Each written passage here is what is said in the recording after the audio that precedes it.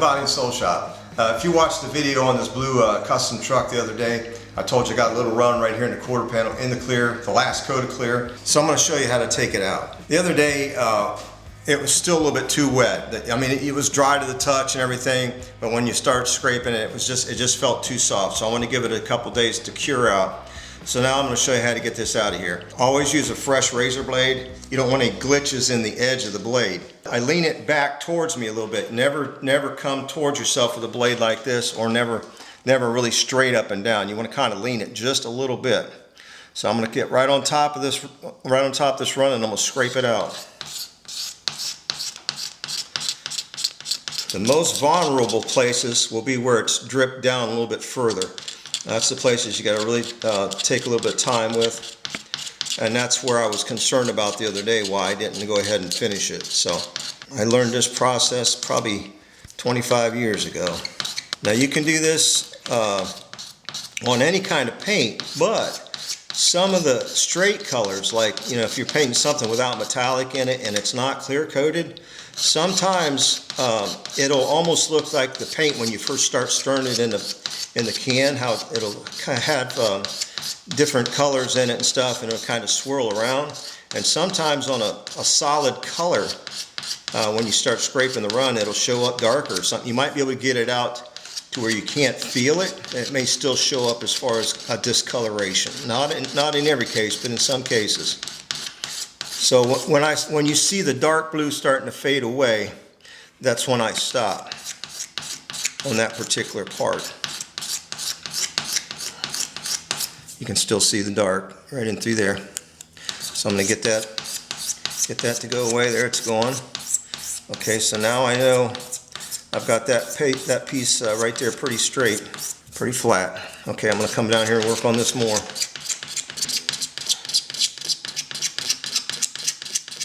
Kind of got to go in different directions as far as where the direction the run is going.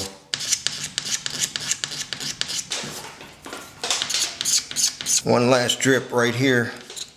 Let's see if we can get it to go away. And then when I'm done with this, I will hit it with 1000 grit wet and then go to 1500. Well, actually I won't on this particular piece because there's going to be a graphic over it, so it'll just get probably 800 wet sanded out. And then I'll lay out the graphics on it and spray them, and then Chase will come in and pinstripe it. I realize this might be a boring, whoops, yep, just went through right there, just a little spot. See it?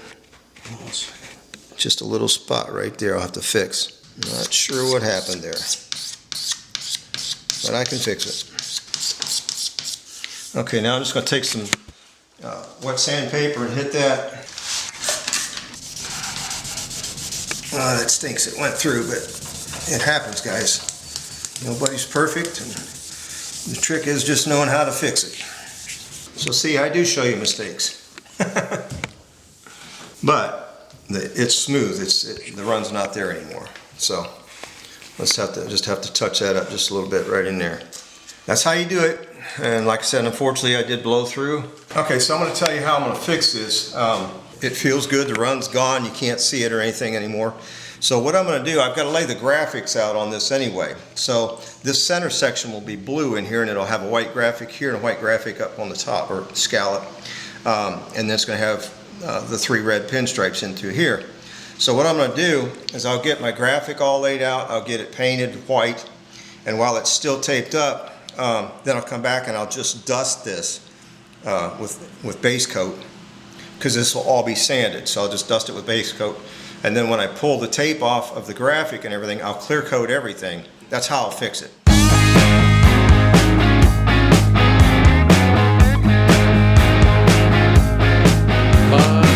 So when I was scraping that, I broke through a little area back up in here. I dusted the blue in here, fogged it in, and then clear coated this whole section again. Then wet sanded it. Then Chase come out and put the little boomerangs on here. And then I wet sanded and cleared everything again, and it's been wet sanded and buffed now. So this is what it looks like when it's finally done. And you would never know that there was a mistake made there, you know. Everybody makes mistakes. You just never know how far to push something. And so once in a while you go through and you got to fix it. So one of the other things that happened, I wet sanded and buffed the inside of the bed. Well, when I was buffing it, I seen about 5 or 6 little white dots down through here. And I'm like, what is that? And I started really looking close, and they were just teeny little pits. And what was happening was the wet sand residue in the compound was staying down inside the pits. So I thought, well, let me push it a little bit further. You know, there's 3 coats of clear on there. Let me push it a little bit further, see if I can get them wet sanded out. Well, sure enough, I broke through just a little spot. But of course, once that happened, I'm like, well, I know I got to fix it now. So I went ahead and pushed it as far as I could push it to make sure that I got them pits out. So then what I had to do was come back in here and I taped this section off. I hard lined it down through here on the corners, and I went up above the belt line molding right in here and taped that off. So I re-shot this whole area right in here. So now it's already been wet sanded and buffed, and then I base coated this, re-cleared it, wet sanded and buffed it. So it's all done, and nobody would ever know that that ever happened. Okay, so some guys would have said, well, there were just, you know, some little white specks there. What's the big deal, right? Well, I've been doing this a long time and have a pretty good reputation. Pretty well known for the quality that comes out of this place, and I can't leave something like that. That just drives me nuts. Like, first of all, I just can't do it. So, you know, whatever it takes to fix it and make it right, I'm going to do it. And I just, you know, I think that's important. Whatever you do, man, do it the best you can possibly do. I mean, yeah, you know, your word is your bond. Your reputation is all you got at the end of the day. So I'm pretty much done buffing just about everything. I've got maybe 2.5, 3 hours of buffing left to do. I've got to do the roof, this section right in here. The cowl's already done. I got to do both doors yet. They're all painted. I just gotta buff them. They're already wet sanded and everything. So that's what we're doing. You may say, well, why do you have tape on the drip rail? Well, put tape over that. That way, when you're buffing your wool pad or whatever you're using, your foam pad, doesn't come down and burn the edge of that. So if you put a little bit of tape on there, you'll save yourself some headaches. Okay, so we've got all this done now. It's striped and everything, and I'm excited to see this one when the body goes back on the chassis. So the radiator shell also has this same style swoop coming from the front to the back, and this one's going from the back to the front. So it's gonna do this when it's done. It'll be like a choir director, I think. Hey guys, once again, we really appreciate you watching. We thank you for all your comments and all your support. And we're rounding the corner on this thing. It won't be long, and it'll be rolling out the door here for too long. So hopefully in a couple weeks we'll be totally done with it. Hey, when you're making comments, let us know what state you're from. We'd love to know where you guys are watching from. That's really cool. Appreciate it. Thank you, and may God bless you. Have a great day.